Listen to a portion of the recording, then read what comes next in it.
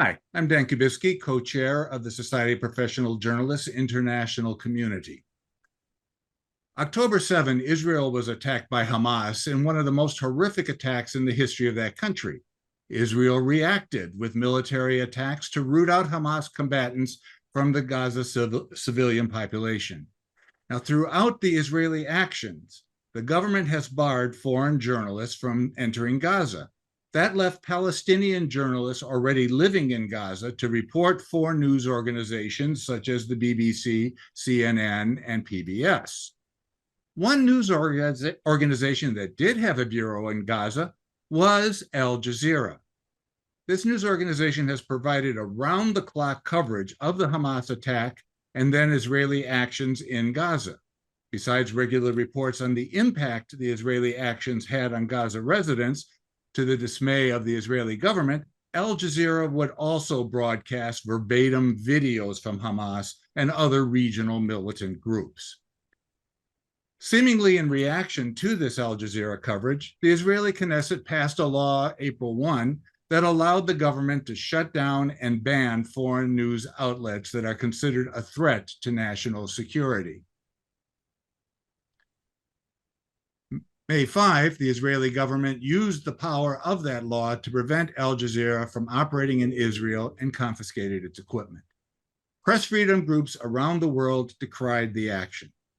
With me now is Ruth Margalit, a regular contributor to The New Yorker and the New York Times Magazine, based in Israel. She has reported extensively on the relationship between Netanyahu and the press and the political situation in Israel. She was our guest about a year ago to discuss how Netanyahu viewed the media in Israel. And we're happy to have her here again to talk about this new legislation and its potential impact. But first, Mazel Tov on your new child, baby girl, Ellie, correct? Yes, that's right. Thank you very much. It's a strange time to have a baby here, but we're very happy. Well, so how are you? Let's just do a little personal first. How are you and your family holding up from the attacks and all the subsequent actions?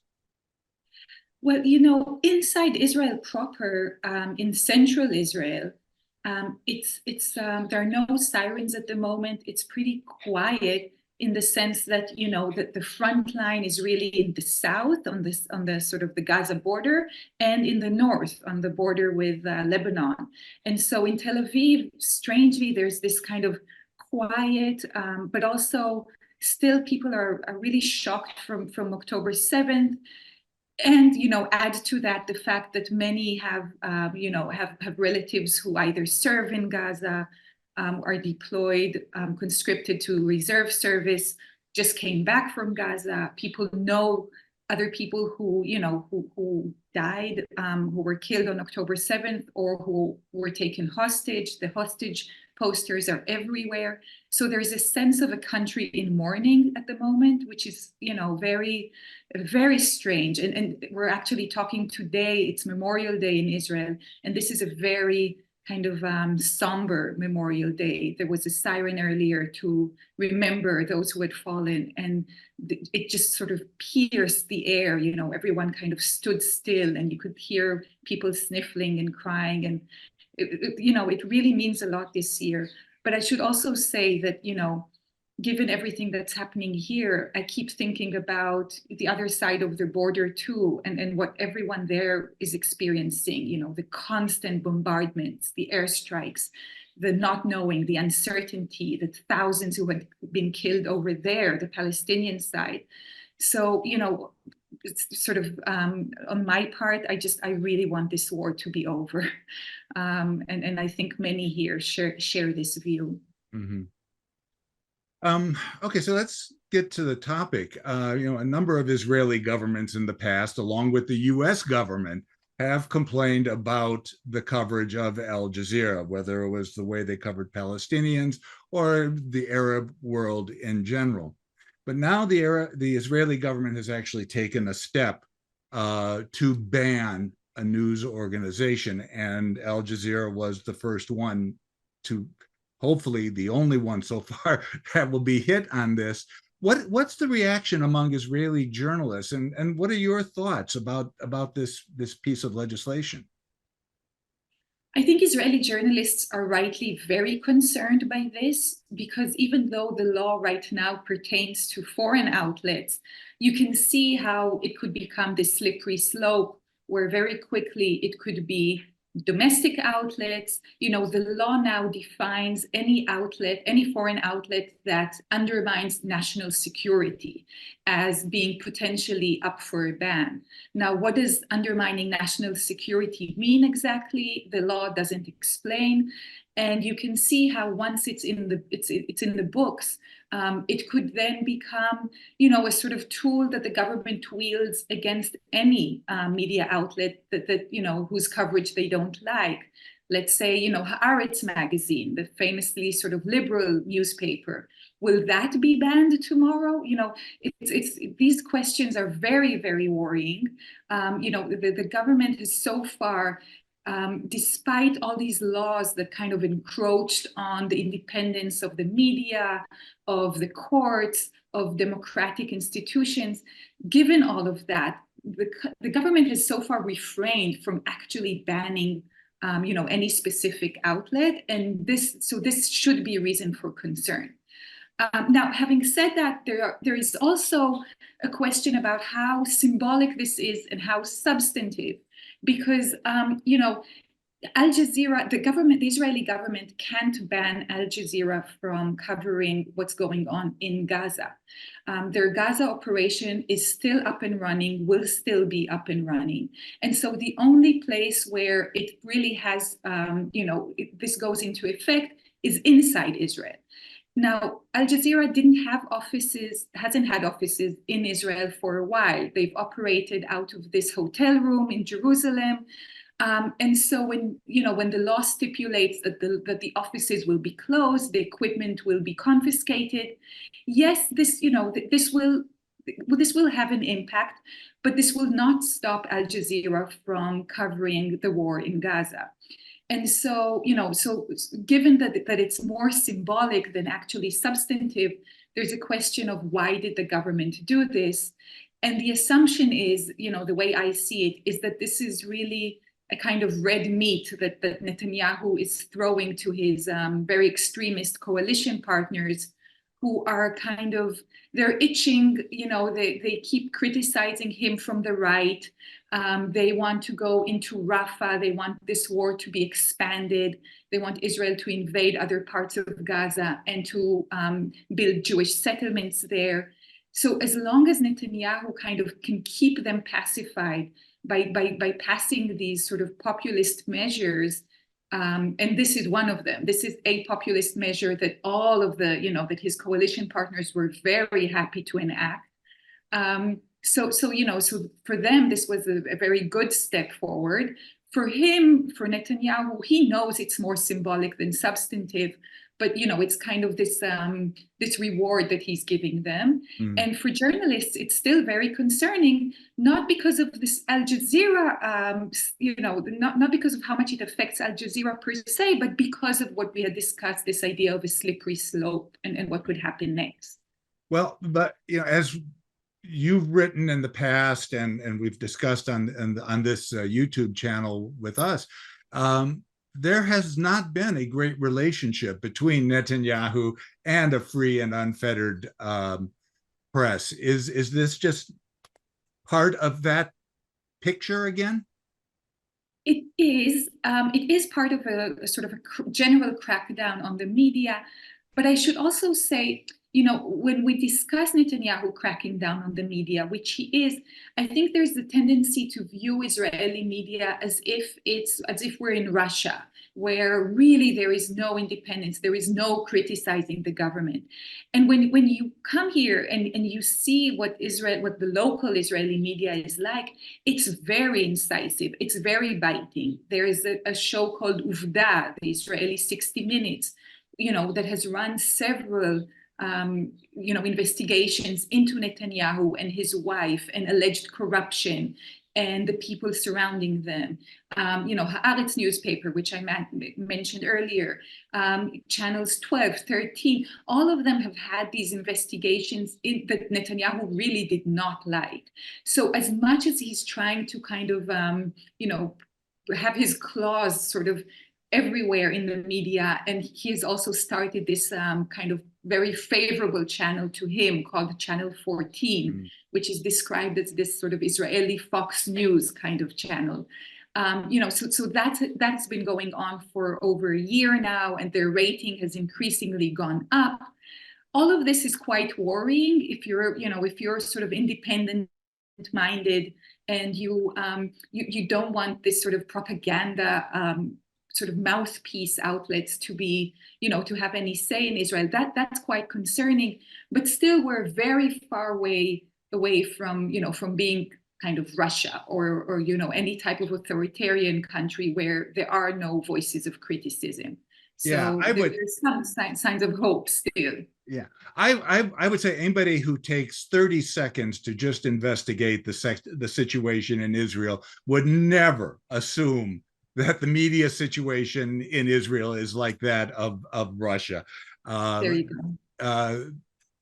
Yes, you have a lot of news outlets that are favorable to the government, but you have also news outlets that are opposed to it, and you have news outlets who are straight down the line fair with their reporting. So,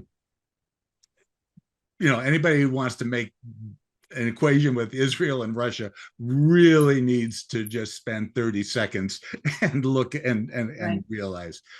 I want to go back to the issue you had mentioned, the threat to national security as the basis for the law, and the slippery slope that can come from that, because a lot of places use that argument to eventually shut down independent news organizations. We see this happening on a regular basis in Hong Kong, for example, where they enacted national security legislation, and now very few independent news organizations exist there, and those that do exist are very careful about what they say. Have you seen any kind of shift in the way maybe reporters are addressing some of the stories, or maybe the way editors are telling reporters to address stories, either from the Israeli press or from your colleagues in the international press? So that's a really interesting question, especially in Israel, because there is also a military censor here in Israel. And it's an institution that has always existed. And what it means in effect is that every story pertaining to national security in the local press, this doesn't affect international outlets, but anything locally, anytime a reporter wants to report on the military, say, on deployment, on weaponry, on aid packages, on strikes in Iran, in Syria, anything like that has to be approved by the military censor. It sounds very, it is, there's, of course, it's very extremely problematic, but I should say that the military censor, really their job is quite narrow. It's only about, does this put people's lives, soldiers' lives, sources' lives, intelligence sources' lives at risk? So it's a quite narrow definition. They wield it quite carefully, but what you end up seeing is all these sort of contorted reports about, Israeli reporters saying something like, according to foreign outlets, Israel struck in Iran last night. And so it's always attributed to other sources because the military censor doesn't allow Israeli sources to report it as such. But because of the internet, you really can't, this day and age, it's impossible to actually control the narrative. But because we have this military censor, it just shows how sort of pointless and cynical this Al Jazeera law really is, because there is already a way to kind of enact and enforce national security laws and make sure that the coverage doesn't undermine them because of this censor. So if we do have this censor, why do we need a law that specifically targets foreign outlets, supposedly undermining national security? It's really meaningless, right? It shows just how kind of vacuous this law is. And does this law affect reporters and editors? So far, it's hard to tell. But there was, in enacting this law, what the foreign outlet, what the Israeli government had to prove, this law had to be signed by a judge. And it reached the court, and a judge had to sign it. And the judge actually, this was in district court in Tel Aviv just this week.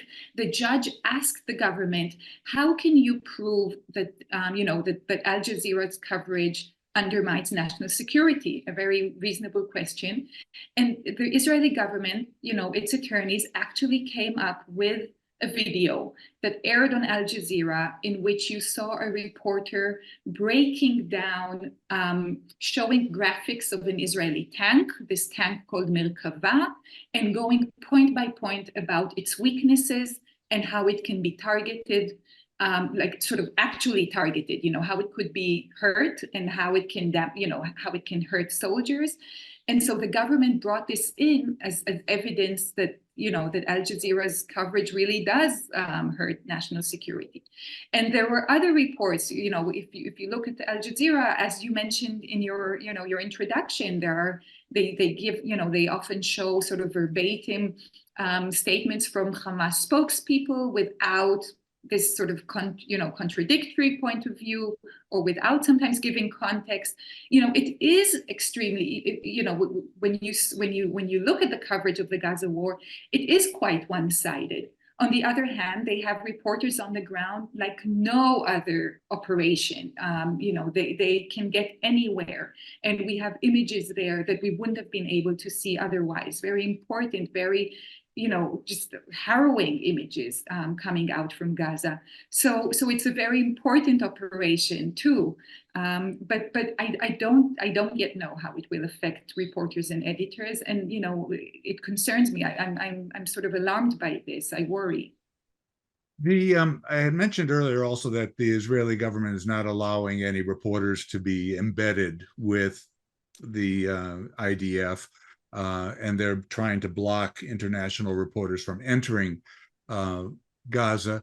Do you see any change in that policy that might allow for AFP, CNN, BBC to be able to get some of their reporters in instead of always depending on the Palestinian freelance and stringers that are journalists that are in Gaza?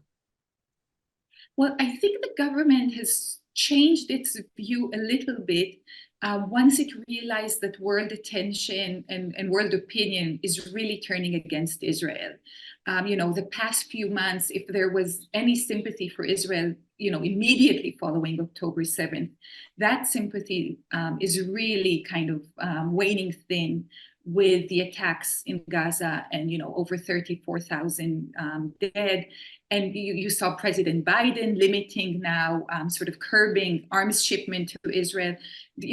World attention has really shifted away from Israel. And with that, you saw the IDF, the Israeli military, change its policies somewhat. You suddenly had these reporters being invited to cover the underground tunnels that were found in Gaza, or to go into Shifa Hospital after the bombing there that had initially been blamed on Israel, and then it quickly turned out that it wasn't Israel, an Israeli airstrike, and so the army kind of invited foreign and local Israeli journalists in to see what the army had, they had found weapons there, and these, they sort of invited coverage of the hospital, of the tunnels, and they're starting to do that more and more because of this, because of what they want, which is, sort of the world to be with them, and for opinions to start changing slowly. But I don't see, and I don't really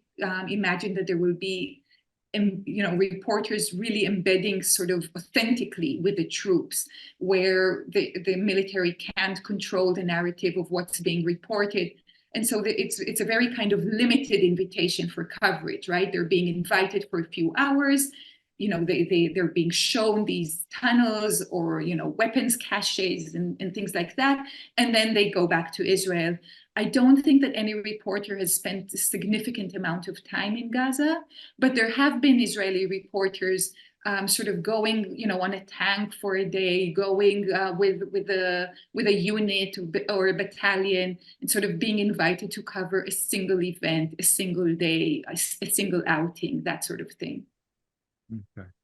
Well, Ruth, thank you very much for your time. Do you have any other comments you'd like to make at this point about the press situation in Israel, especially in this time of crisis? Oh, wow. Well, I think, press in Israel right now, both the local press and the international press, is so vital for what's going on and the war in Gaza. And I think if there is any kind of leverage on the government to actually negotiate, possibly bring an end to this war, bring the hostages back home, it is through the coverage of media there on the ground, including Al Jazeera. As much as it pains Israeli to see the coverage coming out of there really is no substitute for reporters on the ground. And I've always believed in press freedom. I've always believed in the importance of it. But now more than ever, it's that this war is proving just how crucial it is, and how it can change facts, and change reality, really. Yeah. Thank you very much for taking time from your schedule and from taking care of Ellie, because newborns can be a handful. That's right. That's right. Thank you, Dan. I appreciate it. So again, this is Ruth Margalit with a regular contributor to the New York Times Magazine and the New Yorker, talking about the media situation in Israel. Thank you.